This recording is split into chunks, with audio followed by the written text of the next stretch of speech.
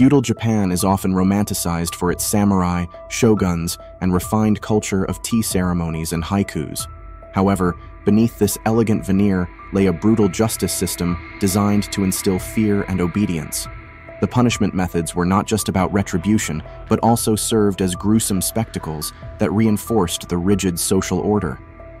From public executions to torturous procedures meant to prolong suffering, Japan's punishments reflected the harsh realities of a society where honor and order were upheld at any cost.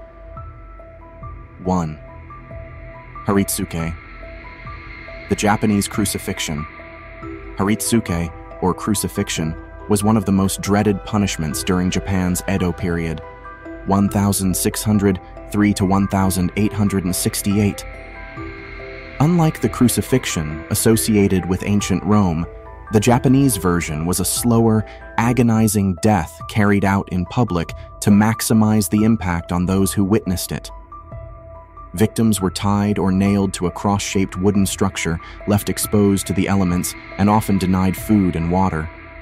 Sometimes bamboo spears were thrust into the body to speed up the process, though not without inflicting extreme pain.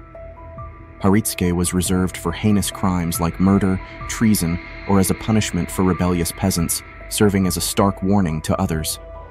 The slow, inevitable demise of the condemned was a powerful reminder of the shogunate's absolute control and the peril that awaited those who dared to defy it. 2. Sawing, a punishment of ultimate agony. The punishment of sawing was as horrific as it sounds. This method was reserved for criminals who committed exceptionally heinous acts, such as murder or betrayal of a lord. In this brutal practice, the condemned was sawed in half, usually starting from the torso, ensuring a prolonged and excruciating death.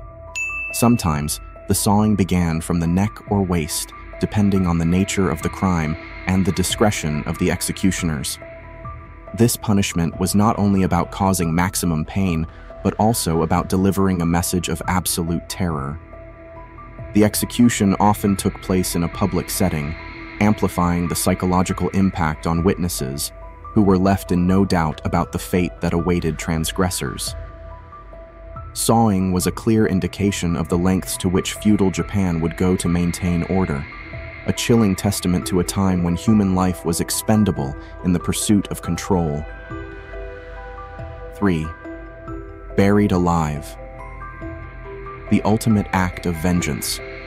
One of the most dreaded punishments in feudal Japan was being buried alive, a method that combined physical suffering with psychological torment. Known as ikisume, this punishment was typically meted out to those accused of grave offenses, including adultery, treason, or severe disobedience to a higher authority.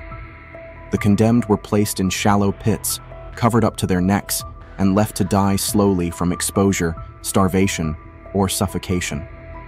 In some cases, the burial was deeper, leaving the victim entirely submerged except for a breathing hole, prolonging their suffering. The terror of this method lay in its inevitability. Death could take days, with the victim fully conscious of their fate. The slow and painful nature of the punishment was a form of psychological warfare intended to crush the spirit as much as the body, reinforcing the social and moral codes of the time with ruthless efficiency. The brutal punishments of feudal Japan were more than mere executions. They were carefully crafted spectacles meant to enforce obedience and submission. Haritsuke, sawing, and being buried alive were not only physically excruciating, but also served as public reminders of the harsh consequences awaiting those who stepped outside the rigid confines of societal norms.